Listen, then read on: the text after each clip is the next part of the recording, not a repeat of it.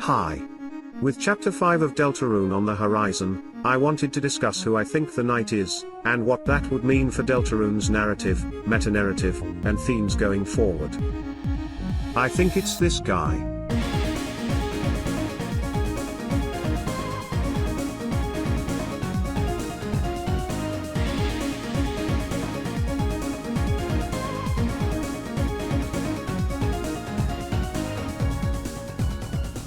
Okay, I understand that this is probably a hard sell.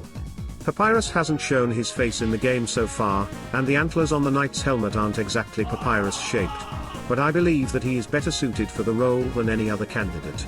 So, with your permission, I'd like to explain why I think the main antagonist of Deltarune is everyone's favorite skeleton. No, their other favorite skeleton. To start, I'm going to assume, like Deltarune does, that you have played Undertale before. I'm also going to assume, like Deltarune does, that you know who Sans, Papyrus, and Wingdings are, as well as the Roaring Knight. For the sake of brevity, I'm only going to collect key details about the Knight that are relevant to this video. In Chapter 1, when Chris and Susie try to leave the school's supply closet, the door closes, and Susie believes someone has locked them in. If you check the door to the supply closet before leaving the school, it confirms that the door was locked. In Chapter 2, the Knight has made another fountain in the library's computer lab.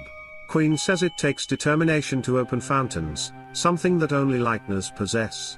The description of the closet implies that the Knight hid inside of it at one point. Since the library is a public space that would be unoccupied at night, we can assume that the Knight left the closet during daytime. These details would mean that the Knight is a Lightner who can move around hometown without drawing attention to themselves. In Chapter 3, we learn that Chris and the Knight are in cahoots. The Knight is delayed for unknown reasons, so Chris opens a fountain on their behalf, arranges for Undyne to come, and instructs Tenna to stall the heroes until the Knight arrives. Once they do, they disarm him with 2 red slashes. We get our first look at the Knight, a black and white silhouette with antlers, an exposed ribcage, stigmata, a visor that behaves like an eye, and what seems to be tears. They attack with stars, waves of swords, and a spinning attack that should be familiar to anyone who has played an Undertale fan game before. During the fight, the flavor text seems to describe Chris having a panic attack, and their attack power is reduced. However, if both Susie and Ralsei are down, Chris's attack power becomes sharply boosted, suggesting that even if Chris is working with the Knight, there's someone Chris is willing to hurt. If you survive for long enough, Susie chips a black shard and shadow crystal from the Knight's sword. The Knight kidnaps Undyne, flees into a hazy mist, and enters the shelter. Before I continue, there's one more detail I'd like to mention. During the second board, there's a cracked conch surrounded by shattered glass, a descriptor often used for shadow crystals. The conch itself is something nobody wants, and can only repeat what it knows, the sound of the ocean. We'll get back to this. In Chapter 4, we learn that Tenna's injuries aren't fatal, though it's possible to leave him broken. Asgore and Carol have found a black shard during their investigation, implying that the Knight's sword isn't the only object of that material that's been shattered. A caller tells Chris that there's a police sacrifice next week, a dark world in the church that night, and that Susie must not get December's guitar. Said guitar has a shelter code on it, implying only one is needed for entry. Inside the sanctuaries, we learn that Tenna was originally going to be decapitated, though the outcome is still within the boundaries of the prophecy. The Knight is further associated with the color red, and if you think about them while Susie speaks to the old man, they're revealed to be wearing a helmet. After you destroy the Titan, the Knight is implied to be once again hiding in a closet. Additionally, there is an organic who asks about a man with one eye. Some have speculated that this is Wingdings, but yeah. I believe we can narrow down the answer to either the old man or the Knight. Considering the gravity of what the other organics in that hallway ask about, I lean towards the Knight. So, with all of this said, we know that the Knight is a man, who's associated with stars, closets, and the color red. They move around hometown inconspicuously, repeatedly spare the heroes, wear armor, kidnap innocent people for selfish reasons, and have a skeleton. I could just stop here and claim that Papyrus is the Knight, But there's a glaring issue I need to address: the antlers. After all, if the night isn't a holiday, why do they have antlers? And why do holiday motifs show up in the night's dark worlds? But you notice the contradiction. That's violation of privacy. But let's discuss the contradiction. The holiday family has 4 characters: Noel, Carol, Rudy, and December. None of them can be the night, and I'd like to explain why. None of the 4 resemble the night's antlers. None of the 4 have a ribcage, since monsters like the holidays are made of dust instead of organs. 3 of them are not men. But even if we're generous and write off these contradictions, each one has their own individual issues. Noel is busy being scolded at the holiday mansion while the knight is at the church in chapter 4. Additionally, the knight demonstrates no changes during the weird route, despite the trauma we inflict upon Noel. Carol is the one scolding Noel at the holiday mansion while the knight is elsewhere. She and Asgore are also both running an investigation that runs the risk of exposing the knight. If she's the knight, then why hasn't she leveraged her financial control over Asgore to stop his side of the investigation? Rudy is in the hospital while the knight is at the church. If there's a window in his room, then he might be able to sneak out, but that creates an issue with the knight's delay in chapter 3. Chris knew in advance that they would be late, so it couldn't be a sudden health issue on Rudy's part. So if Rudy can leave the hospital without being held up by the staff, then there's no reason he should be late in chapter 3. December would not be able to leave the library in chapter 2 without Undine or a dozen other people noticing. They would see either an otherworldly creature, or the town's ongoing missing persons case. And, on that note, yes, she is very much physically missing. Not figuratively, not metaphorically, not in any other way. Her being back would undermine her established role as a ghost haunting the narrative, and without her absence, many characters would have no reason to behave the way they do. She also has no motive for knighthood, and if the explanation's that she isn't herself anymore, then not only does that create more questions than answers, but she functionally isn't the knight to begin with. Additionally, her character was written very late, while the knight existed early in Deltarune's production. And if that's not enough counter-evidence, there's something we need to address. December is more than just missing. In chapter 3, if you spend 1,225 points on the ball machine, you enter a bizarre maze and gain a small, triangular object that resembles both a guitar pick and a black shard, something many have taken to mean that December is the knight, but don't jump the gun just yet. The triangle is lost, and you gain a ticket to chapter 3's egg room. On the way to chapter 4's egg room, there is a passage describing a fallen star, forming rivers from tears that resemble glass, a descriptor often given to shadow crystals. Again, we have a connection to the night, stars, tears, and shadow crystals. But fallen is an outlier, and often, the series uses it synonymously with death, a monster falling down before death, or falling into his own creation. Notably, in the second example, the character in question is shattered across time and space, and vanishes. He's not here anymore. If it's not clear where I'm going with this, then consider chapter 4's egg room. Chris is told that it's a therapy session where no one kills each other. Chris later tries to wash their hands. But they can never wash it all away.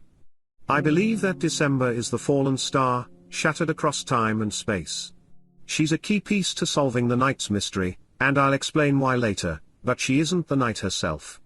Someone described interchangeably with death likely is in no position to achieve knighthood. She's gone. And she's not coming back. Let's talk about Papyrus.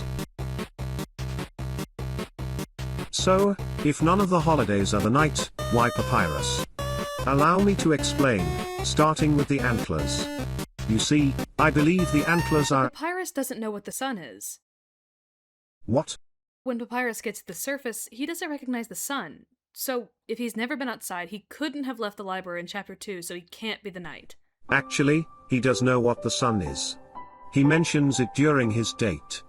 In fact, there are many things he knows about that he pretends not to. Humans, labs, ice cream, Chloe's name, the list goes on. Papyrus isn't exactly what I'd call a reliable narrator. In fact, He may know something about the antlers that we don't. Let's talk about that for a moment. Papyrus doesn't know who Chris is. What is this? Is this a bit?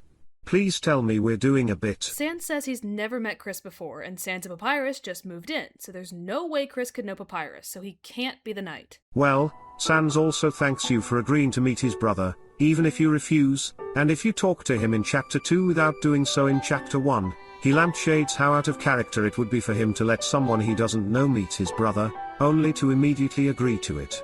On top of that, Chris is often the game's source for dialogue prompts, so great to see you again may be them failing to suppress information. Besides, this is Sans we're talking about, someone famous for recognizing a time traveler just from their expression. If Chris is really a stranger to them, then Sans's lack of a reaction should be a huge red flag. Now, on to the antlers. But Papyrus doesn't know Gerson. Okay. Ralsei says he's a Darkner patterned off the memory of a loved one. Since Papyrus moved in after Gerson died, there's no way he could have known him, so he can't be the knight. I think you're working from the wrong premise. An object patterned off the memory of a loved one is memorabilia. Things you collect to remember someone by. A photo of a loved one or a tool representing their life's work easily qualifies as such. The knight, no matter who they are, doesn't need to have known Gerson at all. Other than the church's darkness, everything they needed to create the old man was already sitting on Alvin's desk. The antlers are on— Papyrus doesn't have a shelter code. If Papyrus just moved in and doesn't know anybody, he wouldn't have access to any of the codes to enter the shelter, so he can't be the knight. As I said, December's guitar implies that only one code is needed to enter the shelter. And if the symbols are anything to go by, it wouldn't be unreasonable to assume that Undyne's badge has a code on it. So the knight could just take her badge during the kidnapping and use its code for entry. In fact, this would explain the mysterious badge in the lab of Sans and Papyrus's house, which is otherwise full of Deltarune foreshadowing. Any more questions? Nah, I'm good. Are you sure? Yeah. I swear, we'll never address the antlers if we're busy asking all these questions about Papyrus.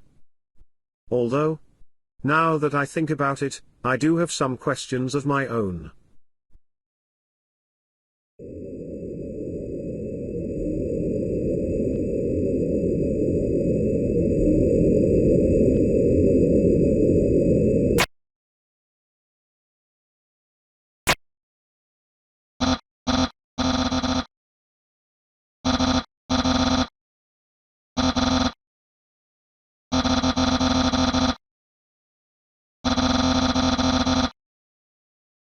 Hey.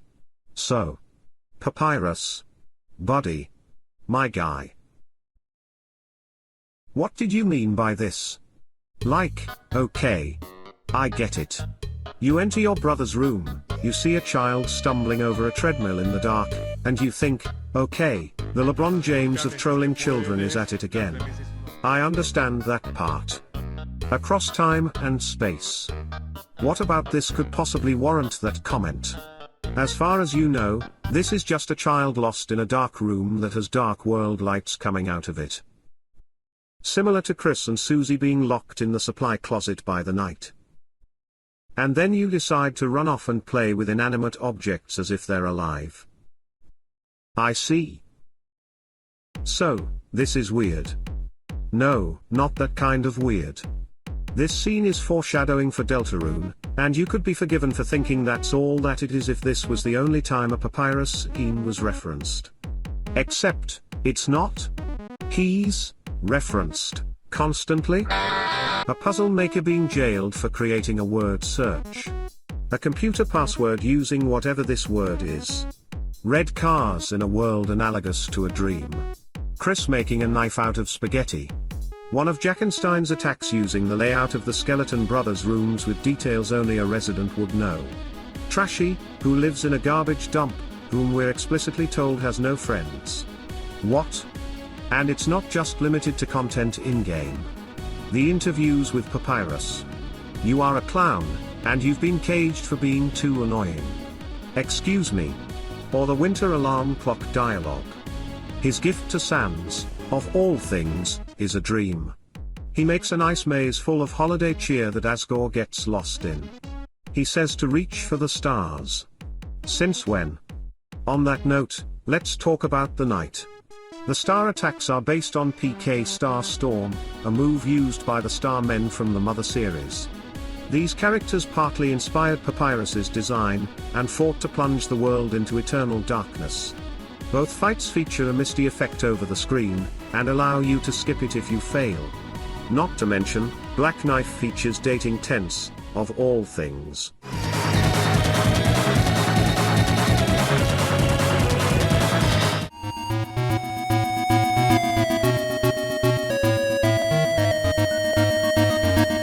I believe these connections are strong, though I understand if you missed them. But there's one connection that I think is rather blatant and in your face, one that's difficult to ignore.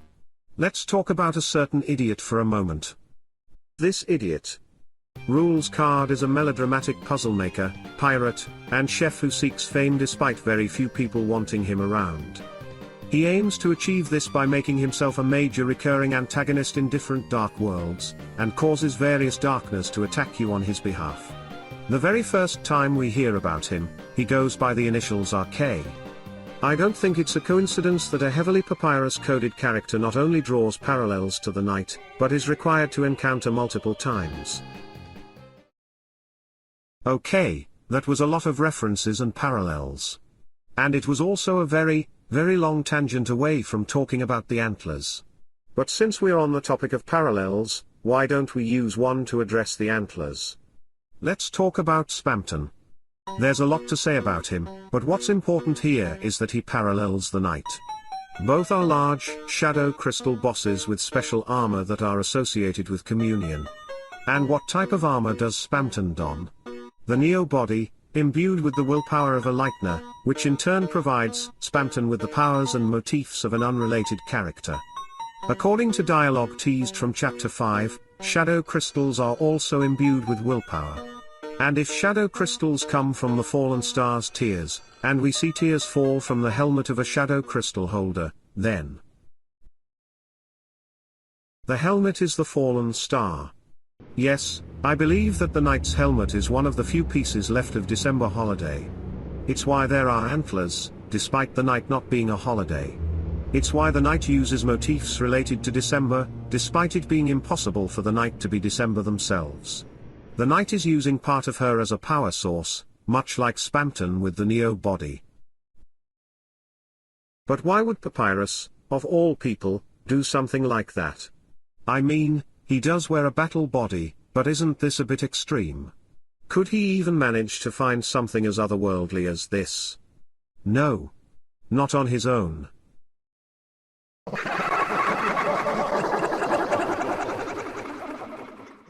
In entry number 17, Wingdings notes that he is planning a very interesting experiment. This same phrase was used interchangeably on the Deltarune website with the prophecy, and is also featured in the survey program tweets and the Chapter 1 pre-completion save menu. This, along with Wingdings being paralleled by the author of a story based on the prophecy, has led me to conclude that the experiment is the prophecy itself. And the prophecy seems to be responsible for December's disappearance. I'm willing to wager that someone who can arrange for someone's disappearance is able to collect the pieces they need of her after the fact. Whatever's unused can be discarded. Now, put yourself in Wingding's shoes. Your experiment is nearly ready to begin. But you need a Knight to see it done. Do you entrust the job to one of December's loved ones, stringing them along with the promise of finding her? No. The chance that they learn the truth and turn on you is too great, making them too risky. You need someone reliable, someone strong, hardworking, and proactive. Someone whose insecurities can be easily manipulated. Consider who else was with you in entry number 17, your brothers, Sans and Papyrus. Sans is too lazy for a job like this, but Papyrus. He's completely isolated, his need for validation makes him easy to manipulate. Since he was there for entry number 17, he should know how to open fountains. Add to that the possible consequences of not fulfilling your prophecy, and he's perfect for knighthood. The only question is how you plan to give him the helmet. Perhaps you could do so yourself, but there's a better option, an associate. You've already arranged for one to blackmail Chris, who will need to contact Papyrus at some point. So why not kill two birds with one stone? Use the associate as a middleman between them. Have them contact Papyrus, deliver the helmet, and inform him of his destiny. Exploit his loneliness by having your associate pose as a friend, and use that to pressure him into knighthood. But, that's just an option. A good one, to be sure, one that would complete Papyrus's parallels to his story in Undertale. No matter what Wingdings chose to do, we have a good candidate. He has the means, motive, logistics, parallels and references. So how would this impact that narrative and meta-narrative? Where will the story go from here?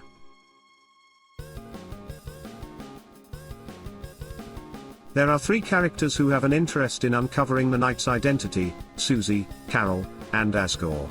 Susie is actively trying to identify the knight and prevent the prophecy, and Carol and Asgore, if they aren't already pursuing the knight, will likely become wary of them if Susie accuses one of being the knight. And with the end of the second act fast approaching, what better way to create a setback for these characters than for their target to be someone they have no context for? Susie learns nothing about the knight. Carol discovers her daughter has suffered a fate worse than death. Asgore proves nothing, and fails to rescue December. Plus, December being dead or worse allows Chris to be blackmailed into working for the knight, rather than her being revived, or corrupted, or girl bossing. And if Susie learns Chris is working for the knight, discovering this blackmail would be good grounds for them to reconcile before banishing the angels heaven. And what about Papyrus? What does he add to this, other than being a stranger? Well, Wingdings and entry number 17 will need to be introduced and explained at some point. What better way to do so than through a character related to them? These would all be boons to the narrative. But, Deltarune is more than just interpersonal drama. It's a commentary on fiction. Wingdings is an author, the prophecy is a narrative. So what does that make the knight? Someone who exists purely to fulfill that narrative and create a conflict for the heroes. They are, literally and figuratively, an antagonist. And what better way to present that than with a character who sees knighthood as its own reward, rather than a means to an end? But there's something else to consider. One of the game's strongest messages is learning to be unique, to take the white pen of hope, and create something true to yourself. And what better way to demonstrate a failure to learn that lesson, than Papyrus? Not a reanimated corpse, or a corrupted soul, but a living, breathing person with a personality that's larger than life, who can create vibrant, colorful worlds. And yet, for all his talent, he's only fulfilling someone else's vision. His worlds are not his own. The mantle of knighthood is literally suffocating him. And in the end, he will have nothing. Nobody will know his name, just a title. Papyrus is the cracked conch, surrounded by shattered glass. Not a single person wants him. He does nothing unique to himself, only those around him. He can only repeat what he knows.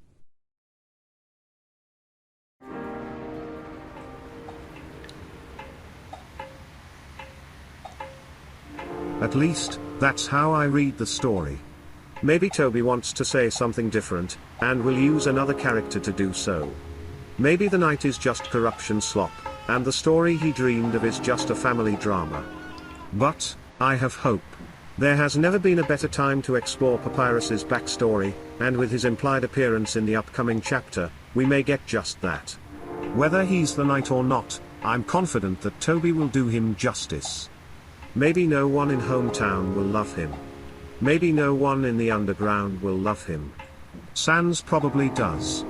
But no matter what, he'll always have a place in my heart. That's probably not a good place to put Bones, but I'll make an exception. And if nothing else, I hope this video was able to inspire someone. If I can help just one person see the story in a new light, or find the courage to express themselves, then this video will have been worth it, even if I was wrong. Anyways, happy belated holidays. I'll see all of you again on the 24th.